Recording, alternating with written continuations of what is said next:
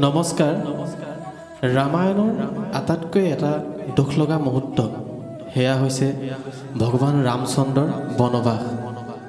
ভগৱান ৰামচন্দ্ৰ কিয় বনবাসলৈ যাব লগা হ'ল আৰু বনবাসলৈ যোৱাৰ আচল উদ্দেশ্যটো কি আছিল?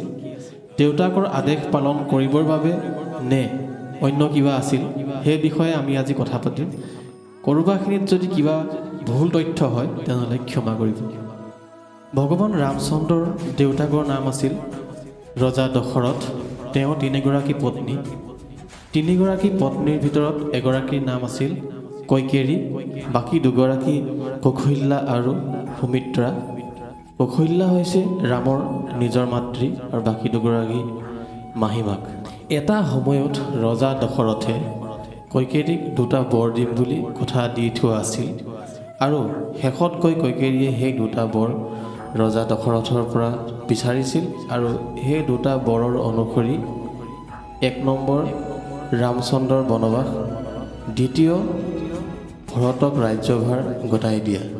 এই দুটা বৰৰ কাৰণে ভগৱান ৰামচন্দ্ৰই বনবাস যাব লগা হৈছিল। অযোধ্যাৰ সেই সময়ত সকলো ৰাইজৰ এটা প্ৰশ্ন আছিল যে ভগৱান ৰামচন্দ্ৰই কিয় এই সিদ্ধান্তৰ ওপৰত বিৰোধ কৰা নাছিল। যিহেতু তেওঁ সকলো দিশৰ পৰা যোগ্যতা আৰু সম্পূৰ্ণ ৰাইজৰো তেওঁৰ সমৰ্থন আছিল, তথাপিতো তেওঁ বিৰোধ কৰা নাছিল। আৰু কৈকেয়ীয়ে কিয় এই বৰটো লৈ ভগৱান ৰামচন্দ্ৰক বনলৈ পঠালে, যিহেতু কৈকেয়ীও যথেষ্ট ৰামচন্দ্ৰক ভাল পাইছিল। আচলতে কৈকেয়ী যিখন দেশৰ আছিল সেইখন দেশত অসুৰৰ উপদ্ৰৱ আছিল আৰু অসুৰৰ পৰা ৰাইজক ৰক্ষা কৰিবৰ বাবে ৰাণী কৈকেয়ীয়ে নিজেও কেতিয়াবা যুদ্ধত অৱতীৰ্ণ হ'বলগীয়া হৈছিল। আৰু এনেকুৱা এখন যুদ্ধৰ কাৰণে ৰজা দশৰথে কৈকেয়ীক বিয়া পাতিছিল। ৰাণী কৈকেয়ীৰ এটা বৃহৎ প্ৰতিজ্ঞা আছিল, যিটো প্ৰতিজ্ঞাৰ কাৰণে তেওঁ ভগৱান ৰামচন্দ্ৰক বনবাসলৈ পঠায়।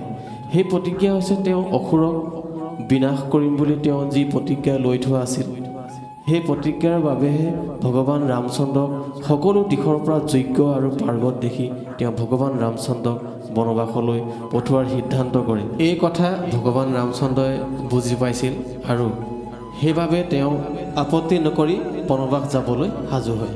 অন্য এটা কাৰণৰ অনুসৰি ৰজা দশৰথক শ্ৰৱণ কুমাৰৰ পিতৃ মাতৃয়ে যি অভিশাপ দিয়ে পুত্ৰৰ বিয়োগৰ ফলত তেওঁৰ মৃত্যু ঘটিব, সেই অভিশাপ ফলিত হ'বৰ বাবেও এই ঘটনা ঘটিত হয়।